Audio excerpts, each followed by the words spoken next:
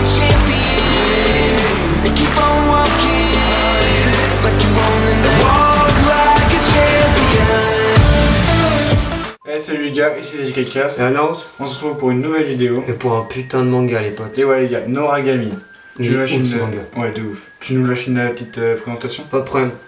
Donc Noragami ça veut dire Dieu errant ou Dieu égaré. Ouais. Il a été réalisé par le duo Adashitoka. Et donc il a été tout d'abord publié en décembre 2010 dans le Shonen. Le Monthly Shonen Magazine. Ouais. Et après en septembre 2016 il a été publié en 17 tomes. Donc c'est assez récent. C'est quoi. assez récent et en plus du coup il a été vraiment condensé je pense. Parce Ouais. que du coup entre 2006 et 2016 ils ont réussi à en faire 17 tomes donc c'est quand même pas mal. Ouais. Et donc il est édité chez Pika pour la version française depuis février 2015. C'est ça. Et du coup, donc ça c'est pour la partie manga. C'est ça. Et moi j'ai vu l'animé, pas le manga, et toi le contraire. C'est les studios Bones qui ont géré l'animé. Donc on vous mettra l'opening pour vous montrer graphiquement quels effets ont été faits parce que c'est vraiment beau. Ouais, Graphiquement c'est génial. Et ça reprend vraiment le manga. Ouais. Donc tout ça, la seconde saison a été diffusée entre octobre et décembre. Donc ouais, donc c'est assez récent, on va dire, on est pas à un an près. Non. Et il y a eu 4 OAV en plus, mais qui sont... ils sont dans le manga. Ils sont à part en OAV, mais dans le manga ils sont dans la continuité. Ils sont dans la continuité du manga quoi. C'est ça, donc c'est pas des vrais OAV où t'as un truc en plus. Donc c'est Bones qui nous a offert ça. Et donc il n'y a pas de VF que du veut se faire pour l'instant. Ouais. Donc vous pouvez le trouver sur les sites habituels, ADKami, Geekanim et tout. Donc ça si vous voulez des petites astuces ça, Skakast peut vous faire une vidéo sur les différents sites d'animé. Ouais, je ferai un top. Si vous le voulez, parce que lui il s'y connaît vraiment, parce qu'il en regarde quand même pas mal. Et donc ouais, lui il a plein de sites, donc si vous avez du mal à trouver tel ou tel manga, il peut faire une vidéo pour vous aider sur les différents sites d'animé si vous voulez. Donc dites-le nous dans les commentaires et on fera une vidéo en plus. Moi je ferai en bonus sûrement. Donc là pour l'instant il y a 2 saisons. Ouais, il y a 2 saisons. Noragami Aragoto, toujours dans l'anime. Et il y aura une possible saison 3, voire saison 4. Parce que là, les 2 premières saisons vont jusqu'au tome 9 ou 10. 9 ou 10 dans le manga. Et vu que, donc, comme j'ai dit au départ, il y en a 17, c'est possible qu'il fasse soit une 3ème saison qui serait quand même pas mal longue, genre 25 épisodes. Ouais. Soit une saison 3 et une saison 4 qui serait soit chacun en 12, soit chacun en 13, ou une en 12 ou une en 13, ou quelque chose comme ça. Donc quelque chose soit une, soit 2 saisons équivalentes. Sachant que la prochaine saison, si c'est une saison 3, 12-13 épisodes, ce sera sur le père de Yato. Donc on mettra un filtre spoil parce que peut-être que s'il y a des trucs qui glissent et tout, dans la vidéo on mettra, on précisera. Enfin bref, donc il y aura une saison 3 parce que scénaristiquement il y en a une. Ouais. Après on n'a pas encore eu l'accord officiel de Bones. Mais je pense on devrait y en avoir une, je pense. Si ça marchait pour 2 saisons, je vois pas pourquoi il finirait pas et tout. Ce serait con. Donc voilà. Donc, tu veux le résumé ? Ouais, donc le petit résumé. Donc en gros, on suit un dieu donc, qui s'appelle Yato. Donc ce dieu, comme dit le titre, c'est un dieu paumé, c'est pas un dieu big boss comme on pourra voir dans l'anime ou dans le manga. C'est un dieu, il a pas de sanctuaire, il a pas de fidèles, il vit tout seul, accompagné d'un Shinki. Donc un Shinki c'est une arme divine, donc pour vous faire un peu la définition, alors un Shinki c'est genre un fantôme, enfin un être humain qui est mort, donc qui est devenu un fantôme. Dans le manga ils appellent ça un Ayakashi, donc c'est peut-être au Japon, peut-être que les fantômes ils l'appellent Ayakashi. Le dieu a un pouvoir divin qui permet de transformer une âme humaine en arme, en objet ou animaux. Ça à travers, en fait, il lui donne un nom. Ouais. Donc c'est comme s'il lui appartenait. Donc, en gros, il le rebaptise avec une seconde vie. Avec Yukine, avec Yato, ça devient un sabre. Ouais. Après, par exemple, avec Bishamon, qui a une autre, qui est une déesse. En fait, elle en a beaucoup. Et donc, en fait, elle a des vêtements, des armes, des animaux, des objets. D'ailleurs, son serviteur le plus puissant, c'est une boucle d'oreille.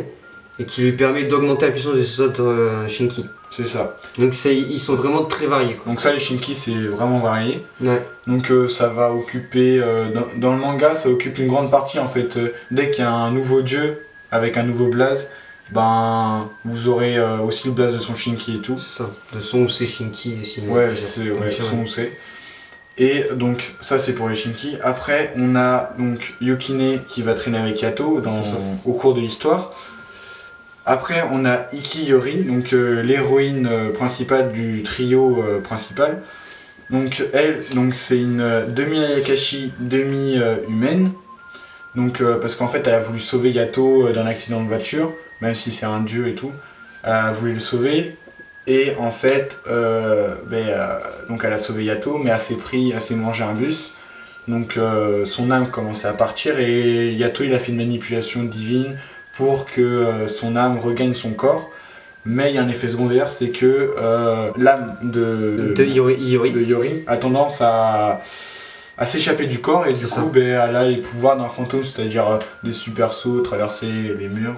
Je crois qu'elle peut traverser le mur. Ouais, un truc comme ça. En tout cas, des super sauts, tout ça. Ouais, enfin bref. Et là, en fait, on voit bien que c'est un dieu paumé. Donc, c'est une scène qui a c'est les premières scènes de l'animé.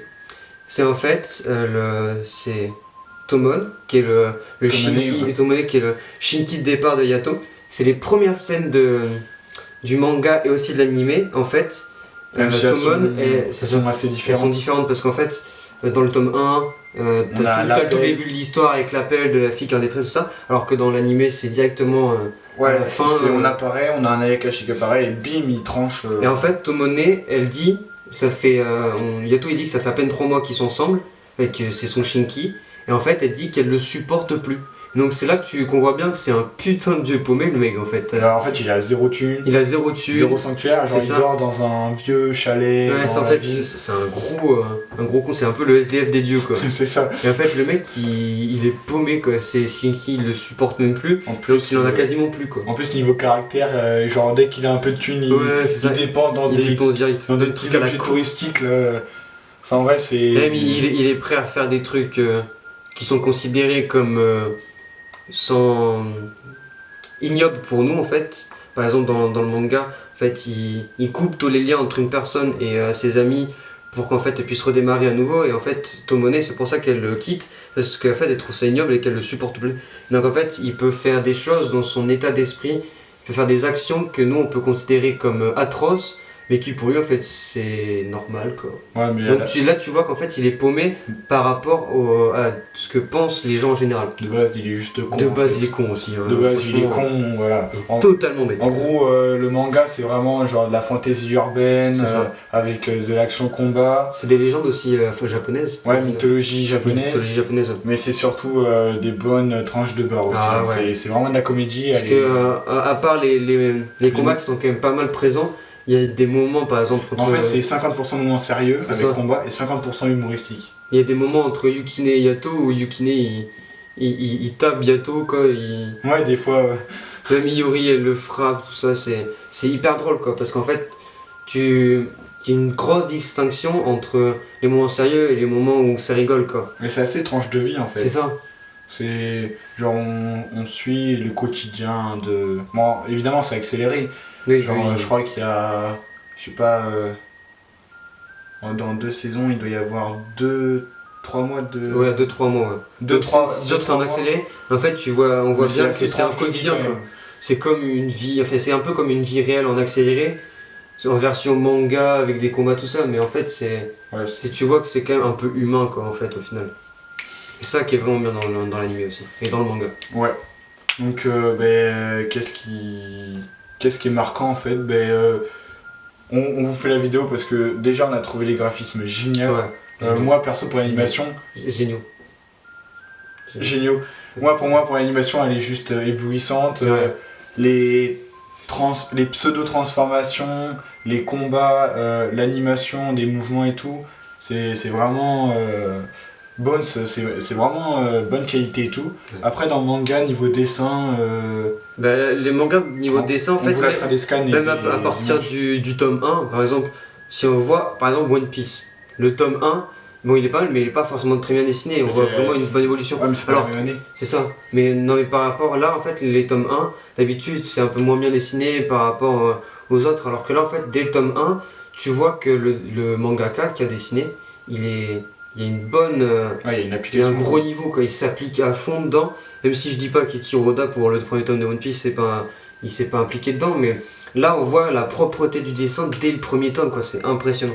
Ouais. Les graphismes, le style des personnages, Les les ombrages. habits, les ombrages sont magnifiques. Les actions, justement, où il y a une grosse distinction entre ombre et lumière, c'est juste magnifique, quoi. Ouais. Après, niveau scénario, mais comme on vous l'expliquait, c'est assez comédie tranche de vie Ouais. et combat, mais honnêtement, le personnage de Yato, il est vraiment. Genre, on a des trucs sur son passé qui viennent petit à petit, donc c'est ce qui va créer un peu la tension principale de la saison 1, par exemple, sans vous spoiler. Mais vraiment, si les relations entre. Si les relations, les émotions et tout étaient plus poussées, ça pourrait devenir un seinen en fait, le truc. Et donc, je trouve que c'est vraiment stylé. Après, je sais que toi, du coup, ça fait pas les mêmes impressions parce que quand tu lis, t'as Oui. pas le ton des personnages. T'as pas même les musiques qui Ouais, peuvent ou même rehausser un moment, ou même comme les ça. musiques. Mais au Mais, final, je ils pense arrivent que quand même t'as- assez bien à travers les dessins, mais s'il n'y a pas de musique et tout ça, ils arrivent assez bien à te faire retranscrire l'émotion qu'il y a à Ouais, travers surtout au niveau des regards, j'ai remarqué, Ouais. on les regards. a souvent passe, des plans sur le regard. Ouais, Souvent, il y a des gros plans ouais, sur les visages des personnages, des regards genre inquiets, genre et tout ça, et tu captes bien l'émotion, c'est ça qui est impressionnant aussi. Ouais, donc c'est ça qu'on kiffe en fait. Ouais. Enfin bref, quoi dire d'autre? La ressemblance entre l'animé et le manga. Ouais, le respect que Ouais, il y a ça un gros respect quoi. a fait au Dans manga. tout, dans le style des personnages, le dessin c'est exactement les mêmes. Ouais. Leurs peu de habits, choses près, ouais. oui, à peu de choses près. Leurs habits, leur mentalité, tout ça, c'est les mêmes quoi. Franchement, Ouais. c'est exactement la Mais même c'est chose. surtout scénaristiquement, je veux dire, ils ont pas fait de changements Non, majeurs. ils ont rien fait. Genre par exemple, si on compare avec un DBS, là c'est rien Oui, à voir. c'est ça. Là ils ont le respect, je pense que ça doit être ça doit être l'un des studios qui a le mieux respecté les mangas que j'ai vus. Je Ouais. pense. Je sais pas pour toi, mais Ouais. vraiment rien à dire. Et puis je pense que On vous mettra l'opening aussi pour ouais. voir au niveau justement de l'animation, de la musique de l'opening qui est très très bien aussi. Ouais, les OST, nickel. Hein, je pense que si je fais un top opening, je mettrai l'opening large dedans parce que vraiment frais. Surtout celui de la saison 2, je crois. Bon bah c'est tout je pense. Hein. Ouais, Donc n'hésitez pas à aller l'acheter en manga ou à le regarder en animé sur différents sites. ouais, donc sur Adekami, tout ça.